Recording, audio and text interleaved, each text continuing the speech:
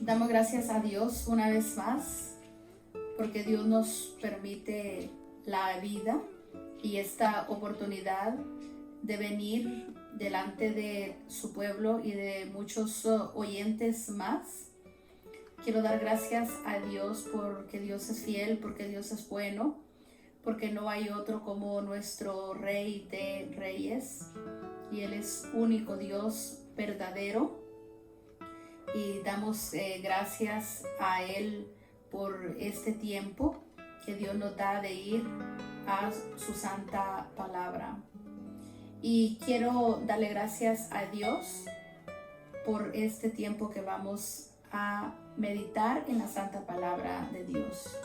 Señor, muchas gracias por lo hermoso, bueno, precioso que tú eres. Gracias en este día, Señor, porque tú nos das, mi Dios, la oportunidad, la vida, Señor. Gracias por las fuerzas que nos diste de levantarnos, Señor. Gracias, mi Dios, porque todo es por tu gracia.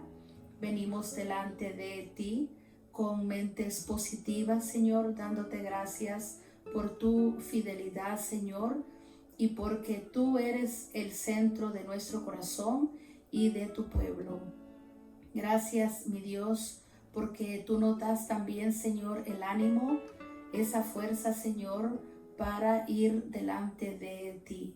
Gracias porque tú eres hermoso, porque tú eres bueno, y gracias porque tú tienes palabras de vida eterna, Señor, las que nos están dando el ánimo y las fuerzas, Señor, en estos tiempos turbulentos, Señor, tiempos, mi Dios, que nos quieren robar el gozo y la paz de nuestra salvación. Pero hoy, Señor, te decimos que creemos en ti, Señor, que tú eres el Todopoderoso, Creador del cielo y de la tierra, y que tú estás en control, Señor, de todas las cosas que hoy estamos viendo, Señor, y que todo pasa, mi Dios, conforme a tu santa voluntad. Amén. Y así vamos a ir al Salmo 46. Y dice así, en el nombre del Padre, del Hijo y del Espíritu Santo. Dios es nuestro amparo y fortaleza, nuestro pronto auxilio en las tribulaciones. Por tanto, no temeremos, aunque la tierra sea removida y se traspasen los montes al corazón del mar, aunque bramen y se turben sus aguas y tiemblen los montes a causa de su braveza. Del río sus corrientes alegran la ciudad de Dios, el santuario de las moradas del Altísimo. Dios está en medio de ella, no será conmovida. Dios la ayudará al clarear la mañana. Bramaron las naciones, titubearon los reinos, dio él su voz, se derritió la tierra. Jehová de los ejércitos está con nosotros, nuestro refugio es el Dios de Jacob. Venid, ved las obras de Jehová, que ha puesto asolamiento en la tierra, que hace cesar las guerras hasta los fines de la tierra, que quiebra el arco, corta la lanza, quema los carros en el fuego. Estad quietos y conoced que yo soy Dios. Seré exaltado entre las naciones, enaltecido seré en la tierra. Jehová de los ejércitos está con nosotros, nuestro refugio es el Dios de Jacob. Amén. Vamos a cantar un coro.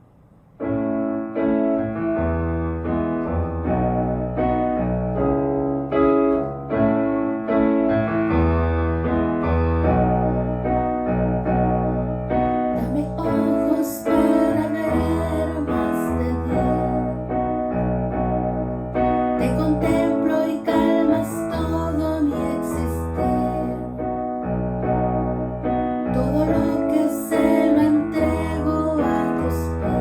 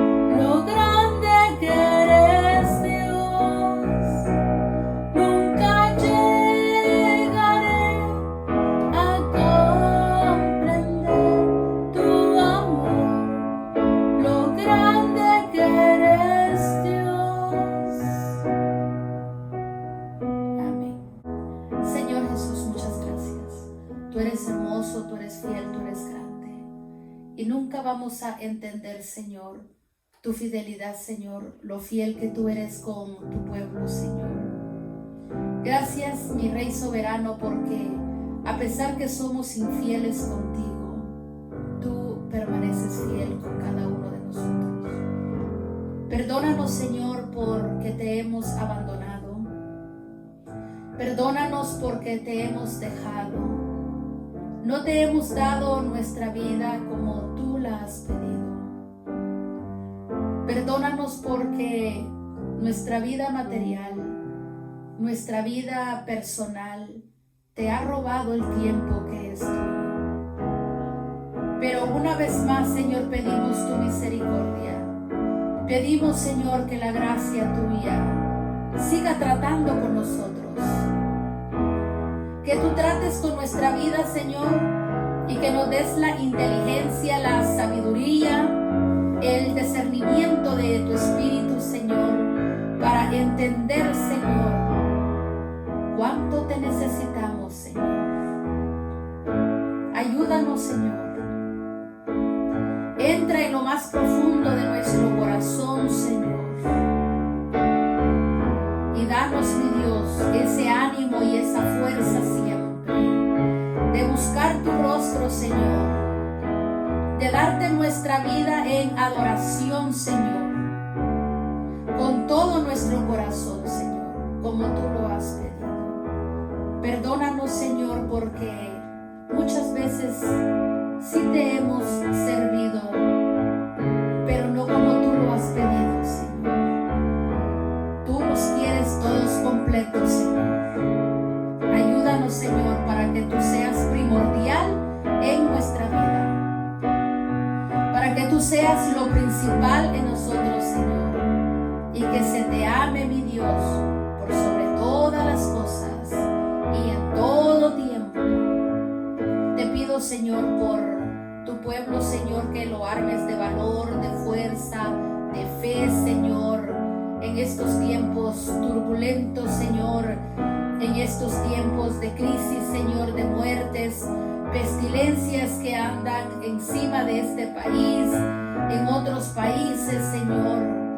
Pido, Señor, que tú nos des fuerza, Señor, y que tú nos hagas entender que todo lo que tú haces, Señor, es por tu voluntad. Pido, Señor, por las personas que están tirados en esas camas, por los que lloran y sufren por sus seres queridos, Señor.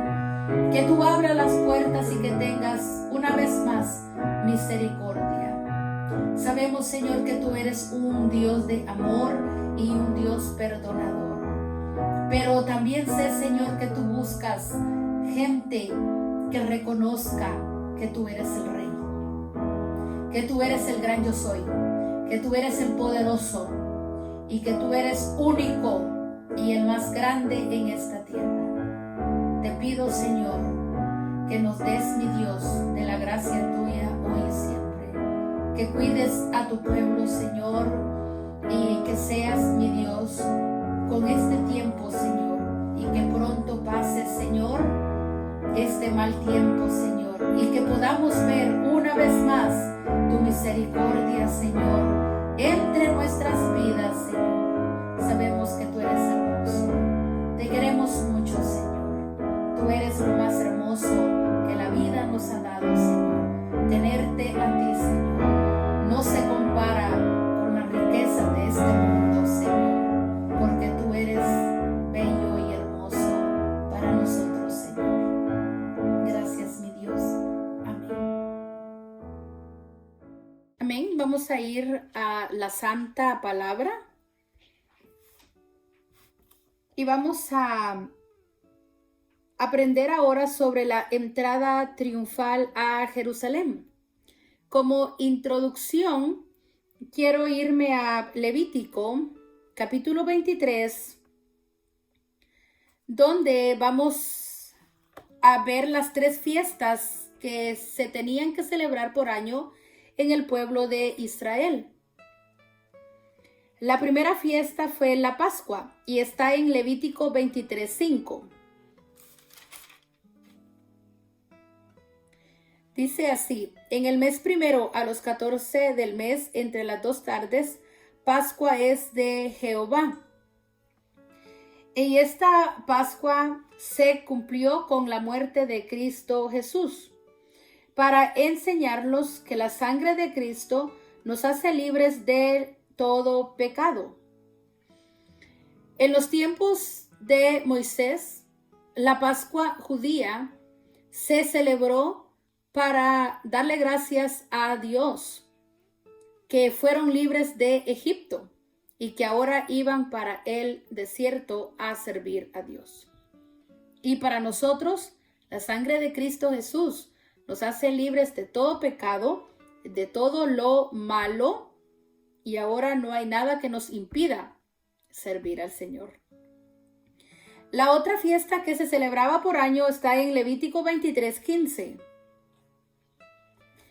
Y contaréis desde el día que sigue al día de reposo, desde el día en que ofrecisteis la gavilla de la ofrenda mecida, 7 semanas cumplidas serán.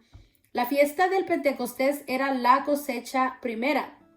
Se celebraba 50 días después de la Pascua. Se le llama la primicia o la herencia del creyente, donde todos fueron llenos del Espíritu Santo. Se cumplió en Hechos capítulo 2, cuando el Espíritu Santo cayó en el Pentecostés. La otra fiesta que se celebraba por año está en Levítico 23, 42 y 43. En tabernáculos habitaréis 7 días. Todo natural de Israel habitará en tabernáculos, para que sepan vuestros descendientes que en tabernáculos hice yo habitar a los hijos de Israel cuando los saqué de la tierra de Egipto, yo Jehová vuestro Dios. Cuando el pueblo de Israel caminó por 40 años en el desierto, tenían que ir haciendo casitas mientras iban en su caminar. Ahora nosotros ya no hacemos casitas de campaña. La presencia de Dios está con nosotros y va con nosotros a todas partes que vamos. Estas 3 fiestas que estamos viendo hoy son las que siguen marcando nuestra vida. Primero, la Pascua, que fue la muerte de Cristo Jesús, la que nos hizo libres de todo pecado. Esa sangre preciosa sigue transformando vidas, sigue perdonando al más vil pecador. Lo único que el pecador necesita hacer es confesar y reconocer que la sangre de Cristo lo puede hacer libre de todo pecado. El Espíritu Santo, después que la persona acepta la sangre de Cristo, el Espíritu Santo viene para llenar la vida del regenerado. El Espíritu Santo es el que va con su pueblo, es el que está con nosotros, y por generaciones el Espíritu Santo va a estar tratando con el pueblo de Dios. Y los tabernáculos, la presencia del Señor ha sido prometida para caminar con su pueblo hasta el fin del mundo, y ella es la que nos acompaña. Nos vamos a ir a Lucas,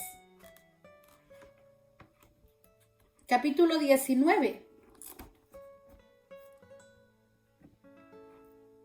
Verso 28 hasta el 35. Y vamos a ver la entrada triunfal que comenzó desde el día lunes, la última semana que Cristo estuvo vivo. Dice así: dicho esto, iba adelante subiendo a Jerusalén, y aconteció que llegando cerca de Betfage y de Betania, al monte que se llama de los Olivos, envió 2 de sus discípulos, diciéndoles: id a la aldea de enfrente, y al entrar en ella hallaréis un pollino atado, en el cual ningún hombre ha montado jamás. Desatadlo y traedlo. Y si alguien os preguntare: ¿por qué lo desatáis?, le responderéis: así, porque el Señor lo necesita. Fueron los que habían sido enviados y hallaron como les dijo. Y cuando desataban el pollino, sus dueños les dijeron: ¿por qué desatáis el pollino? Ellos dijeron: porque el Señor lo necesita. Y lo trajeron a Jesús, y habiendo echado sus mantos sobre el pollino, subieron a Jesús encima, y a su paso tendían sus mantos por el camino.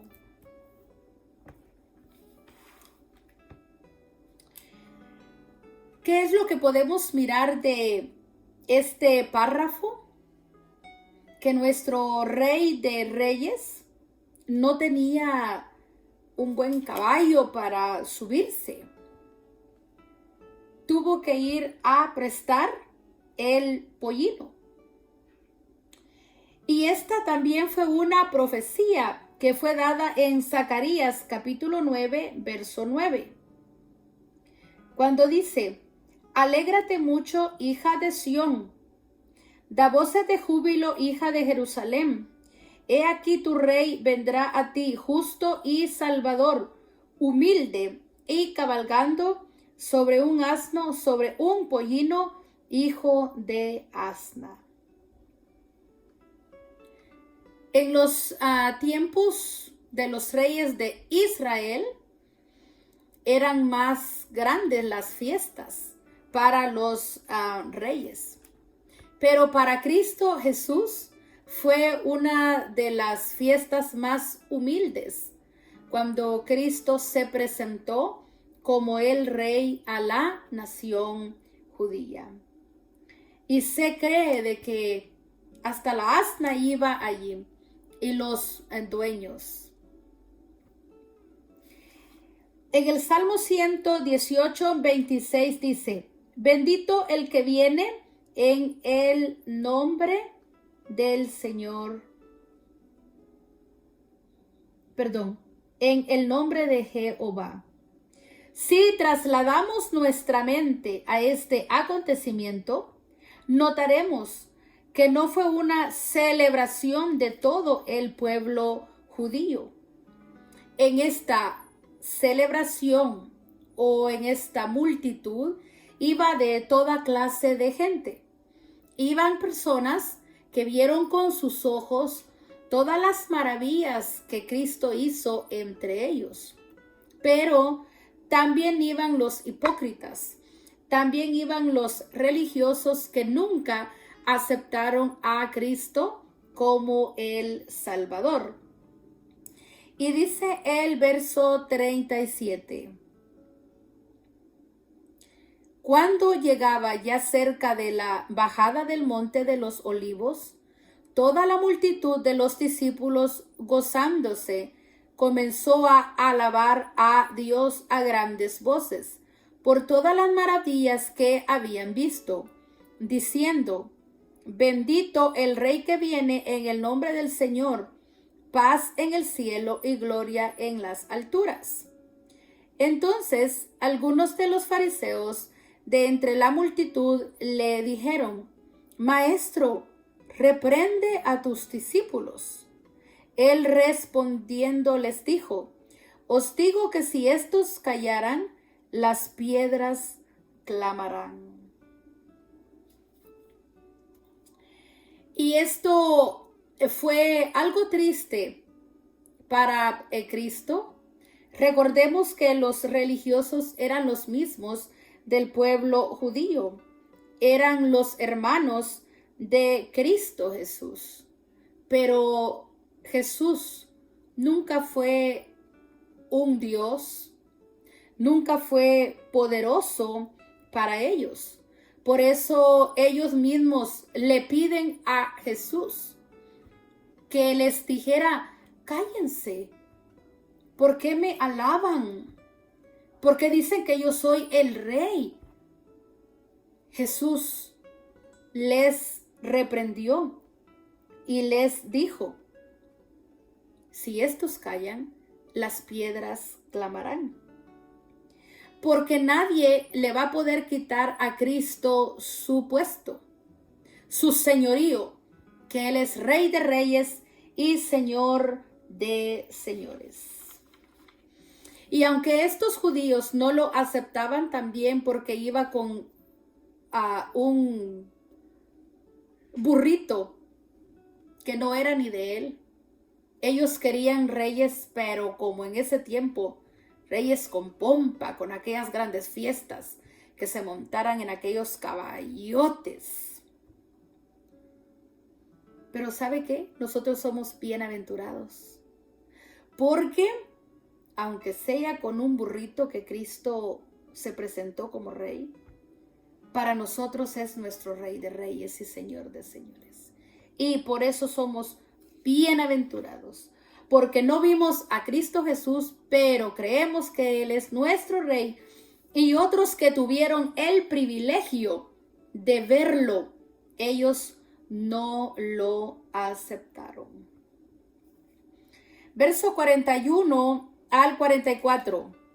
Y cuando llegó cerca de la ciudad, al verla, lloró sobre ella, diciendo: oh, si también tú conocieses, a lo menos en este día, lo que es para tu paz, mas ahora está encubierto de tus ojos, porque vendrán días sobre ti, cuando tus enemigos te rodearán con vallado, te sitiarán y por todas partes te estrecharán, y te derribarán a tierra y a tus hijos dentro de ti, y no dejarán en ti piedra sobre piedra, por cuanto no conociste el tiempo de su visitación. No fue la primera vez que Jesús lloraba, lamentaba, porque el pueblo lo rechazaría. Porque Jesús sabía que todo aquel pueblo de que va dándole honra, un día iban a gritar: crucifícanle. Por eso Él conoce nuestro corazón. Cuando Dios se pone triste y Él profetiza la derrota de Jerusalén, se cumplió en el año 70 después de Cristo.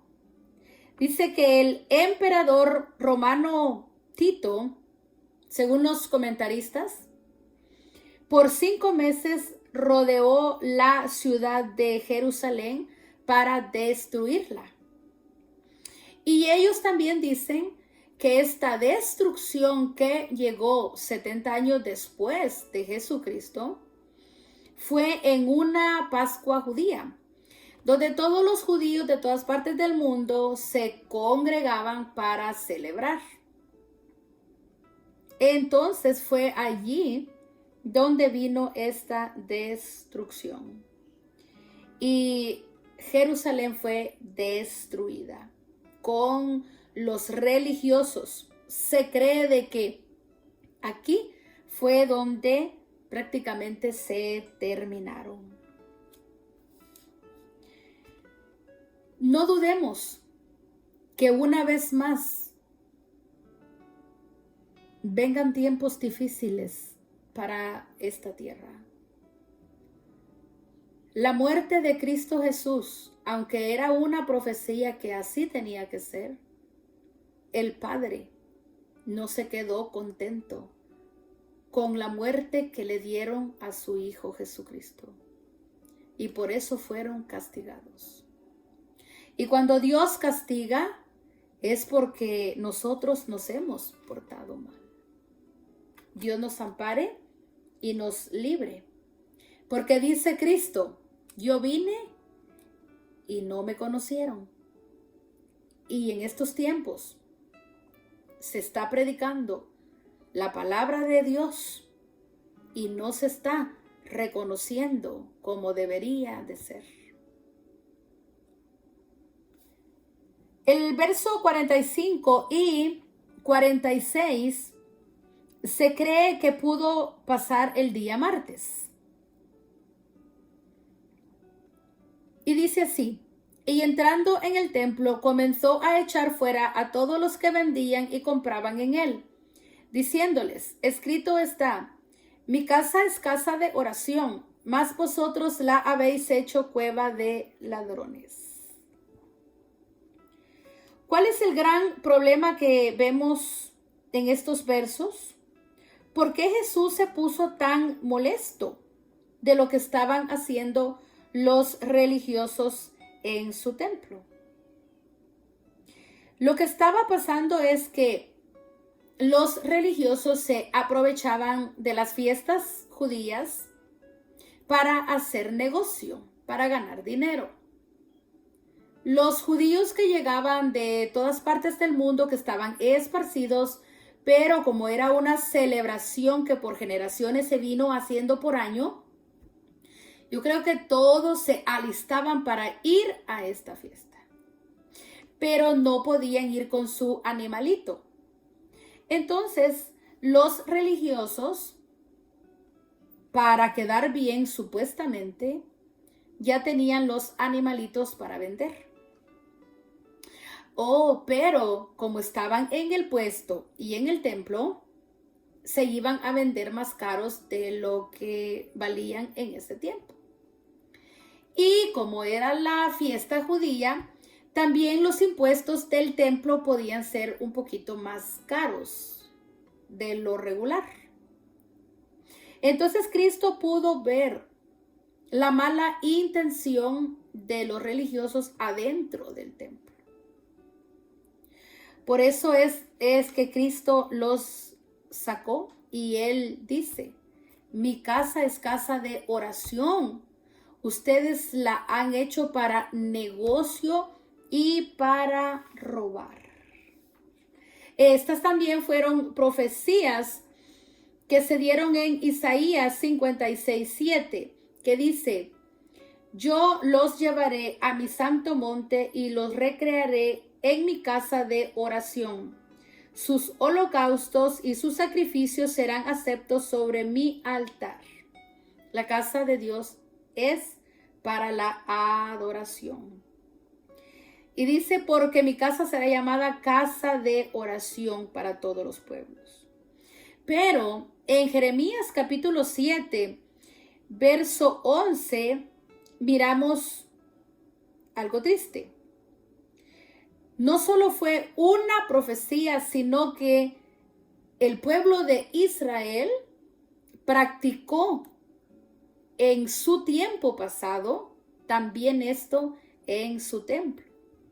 Y Dios se enojó por eso, hermanos.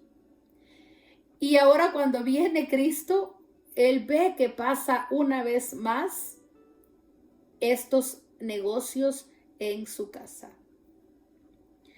Pero esto causó un gran disgusto terrible para los religiosos. Lo que hizo Cristo a ellos no les pareció. Y fue aquí donde agarraron como más rencor, más odio contra Jesús. Y buscaban una ocasión para llevarlo ante Pilato, para decir que él no era el Hijo de Dios y que enseñaba blasfemias. Por ejemplo, Lucas 20:19.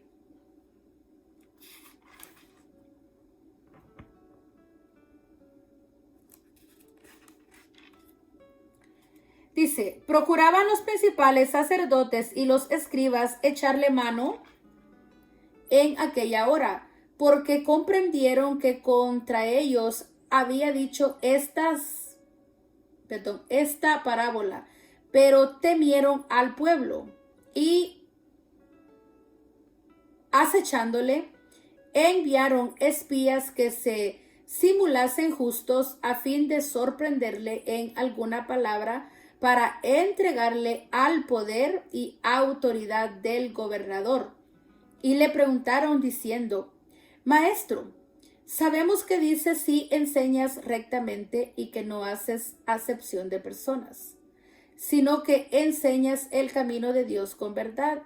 ¿Nos es lícito dar tributo a César o no? Mas él, comprendiendo la astucia de ellos, les dijo, ¿por qué me tentáis? Mostradme la moneda. ¿De quién tiene la imagen y la inscripción?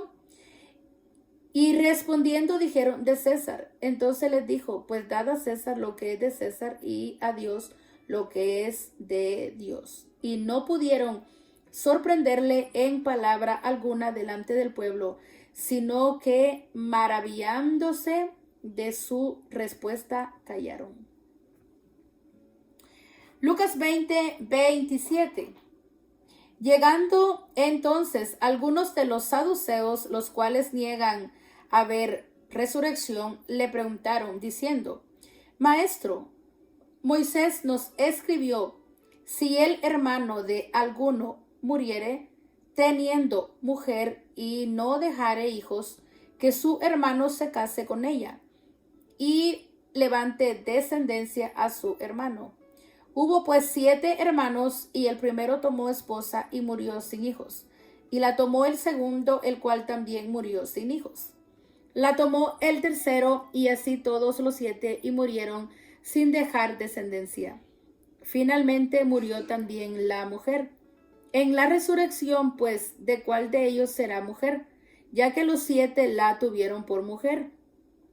Entonces, respondiendo Jesús les dijo, los hijos de este siglo se casan y se dan en casamiento, mas los que fueren tenidos por dignos de alcanzar aquel siglo y la resurrección de entre los muertos, ni se casan ni se dan en casamiento, porque no pueden ya más morir, pues son iguales a los ángeles y son hijos de Dios al ser hijos de la resurrección.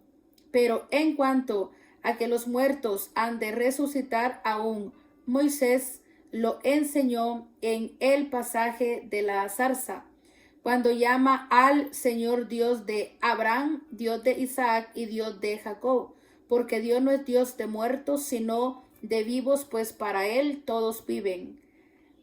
Respondiéndole a algunos de los escribas dijeron, Maestro, bien has dicho, y no osaron preguntarle más.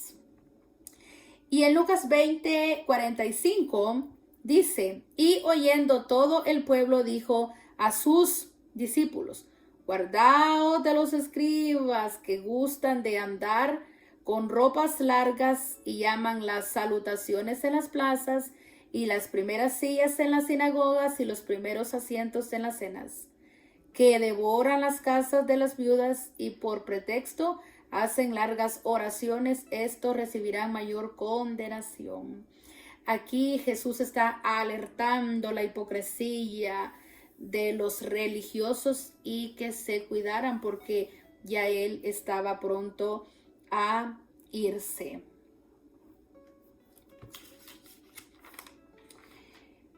Según los comentaristas, el día miércoles, nos vamos a ir a Lucas 22 del 1 al 6. Dice, estaba cerca de la fiesta de los panes sin levadura que se llama la Pascua. Y los principales sacerdotes y los escribas buscaban cómo matarle porque temían al pueblo. Y entró Satanás en Judas por sobrenombre Iscariote, el cual era uno de los del número de los 12. Y este fue y habló con los principales sacerdotes y con los jefes de la guardia de cómo se lo entregaría.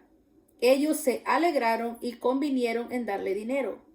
Y él se comprometió y buscaba una oportunidad para entregárselo a espaldas del pueblo. Podemos ver lo que pasó con Judas. Este pueblo o los religiosos andaban viendo a ver quién se ofrecía, pero estaba Judas y la palabra es bien clara cuando dice entró Satanás en Judas. El diablo pensó que muerto Jesús había asentado un golpe mortal al reino de Dios sobre la tierra, pero todo lo contrario. Había acelerado su propia ruina porque cuando Cristo muere y se levanta de la tumba, ahora nos dio la victoria al pueblo cristiano. El pueblo cristiano es victorioso y tiene el poder de Dios. Esto pudo haber pasado el día miércoles, pero vamos a ver qué pasó el día jueves. Era la Santa Cena, el día jueves por la tarde. Y vamos a irnos a Lucas 22:7. Llegó el día de los panes sin levadura, en el cual era necesario sacrificar el cordero de la Pascua. Jesús envió a Pedro y a Juan diciendo: Id, preparadnos la Pascua para que la comamos. Ellos le dijeron: ¿Dónde quieres que la preparemos? Él les dijo: He aquí, al entrar en la ciudad, os saldrá al encuentro un hombre que lleva un cántaro de agua. Seguidle hasta la casa donde entrare. Y decid al padre de familia de esta casa: el maestro te dice: ¿dónde está el aposento donde he de comer la Pascua con mis discípulos? Entonces él os mostrará un gran aposento alto, ya dispuesto, preparad allí. Fueron pues y hallaron como les había dicho, y prepararon la Pascua. Cuando era hora, se sentó a la mesa y con él los apóstoles, y les dijo: cuánto he deseado comer con vosotros esta Pascua antes que padezca. Porque os digo que no la comeré más hasta que se cumpla en el reino de Dios.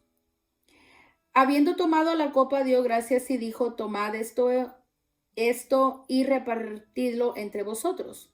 Porque os digo que no beberé más del fruto de la vid hasta que el reino de Dios venga. Tomó el pan y dio gracias y lo partió y les dio diciendo: esto es mi cuerpo que por vosotros es dado. Haced esto en memoria de mí. De igual manera, después que hubo cenado, tomó la copa diciendo: esta copa es el nuevo pacto en mi sangre, que por vosotros se derrama. Mas he aquí, la mano del que me entrega está conmigo en la mesa. A la verdad, el Hijo del Hombre va según lo que está determinado, pero ay de aquel hombre por quien es entregado.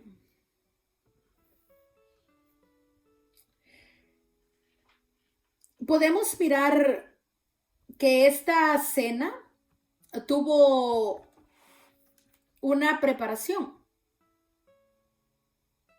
No fue fácil tener esta cena.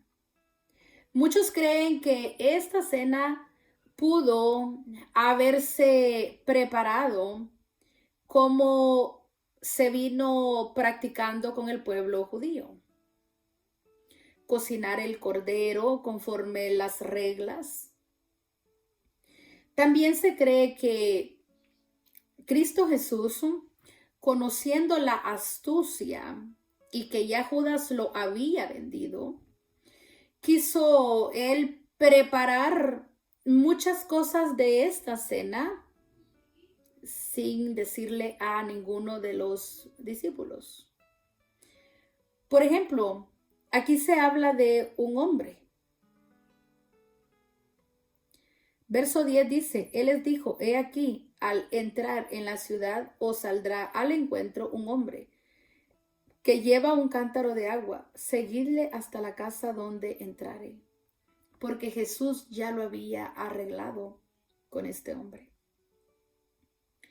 Jesús quería que Judas no se diera cuenta de los detalles de esta cena, porque podía llegar a estorbar esa cena y prender a Jesús.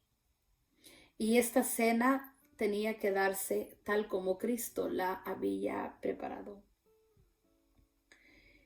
Y esta fue la última cena, y él fue claro cuando dijo: va a ser la última vez y se va a volver a celebrar hasta cuando él venga otra vez. Lo triste que vemos también de esta cena es, y que Dios nos ayude, que Dios nos dé inteligencia y amor del bueno para que se ame a Cristo Jesús como Él se lo merece. En esta cena, Cristo estuvo muy triste, pero no estuvo triste porque el próximo día, porque esta cena fue el jueves en la tarde y el viernes Él iba a ser crucificado. No se puso triste por la muerte que le esperaba, porque ya todo estaba preparado. Se puso triste por muchas cosas, pero déjeme decirle tres. Una, se entristeció por Judas, por la traición de uno de los apóstoles, y que lo vendió por precio de un esclavo.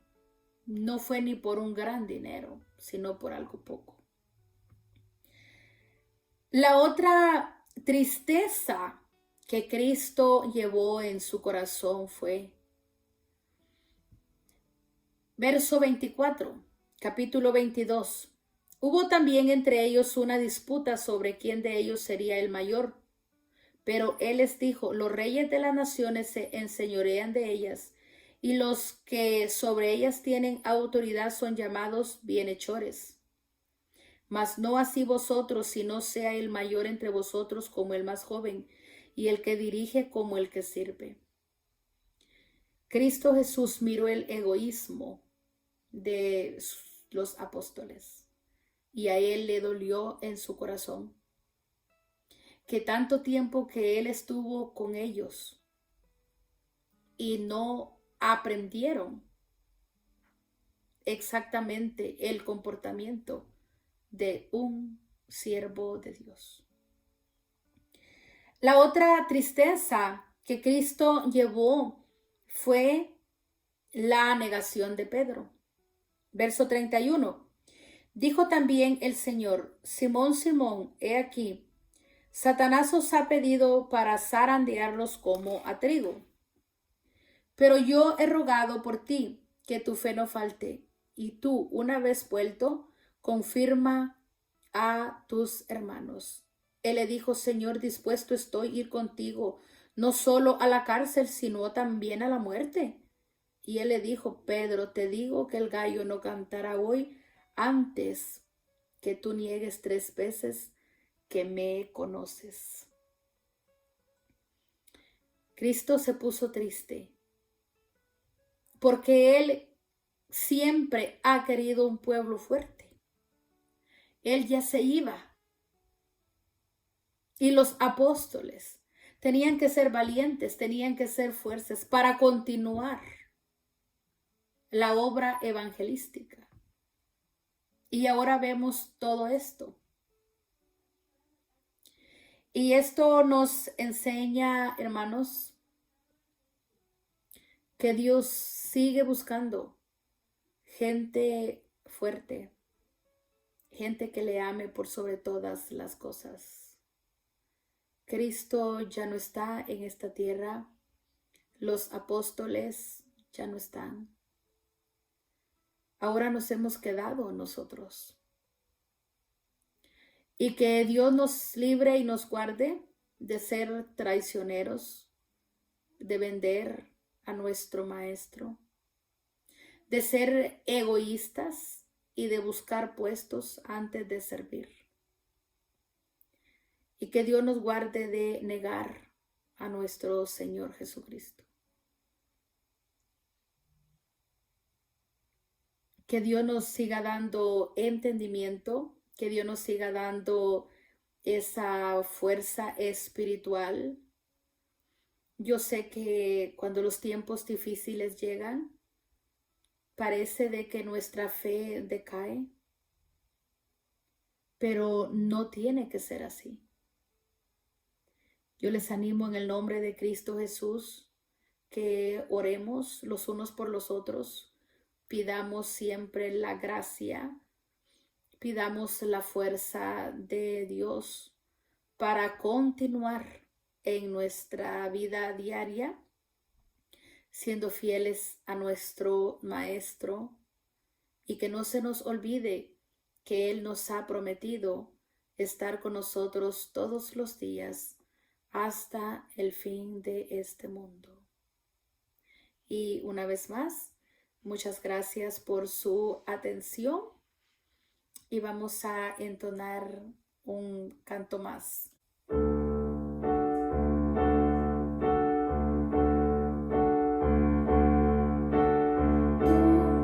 fidelidad es grande,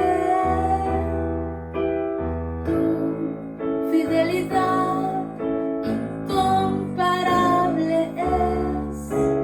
Nadie es como tú, bendito Dios, grande es tu fidelidad. Tu fidelidad es grande, tu fidelidad incomparable es. Nadie es como tú, bendito Dios, grande es tu fidelidad. Tu fidelidad es grande, tu fidelidad incomparable es. Nadie es como tú, bendito Dios, grande es tu fidelidad, grande es tu fidelidad, grande es tu fidelidad. Señor, muchas gracias por lo fiel y hermoso que tú eres. Sigue, Señor, dándonos fuerza, Señor. Síguenos dando, mi Dios, ese ánimo, Señor, que todos necesitamos, mi Dios. Queremos creer, Señor, en que tú eres, mi Dios, nuestra fortaleza, nuestro pronto auxilio, y que tú vas a ir con nosotros, Señor, a todas partes que vayamos, Señor, y que tu protección divina estará con nosotros, Señor. Bendice tu pueblo, Señor. Bendice cada familia, Señor. Bendice sus hogares, Señor. Bendice, Señor, el sustento de cada día, Señor. Sé con los que no tienen trabajo, Señor. Dales, mi Dios, de todo lo que les hace falta, Señor, conforme a tus riquezas en gloria. Y una vez más, Señor, te quiero mucho, mi Dios. Gracias por lo grande que tú eres y por tu fidelidad, mi Dios. Amén. Y muchas gracias por su atención. Que Dios les bendiga.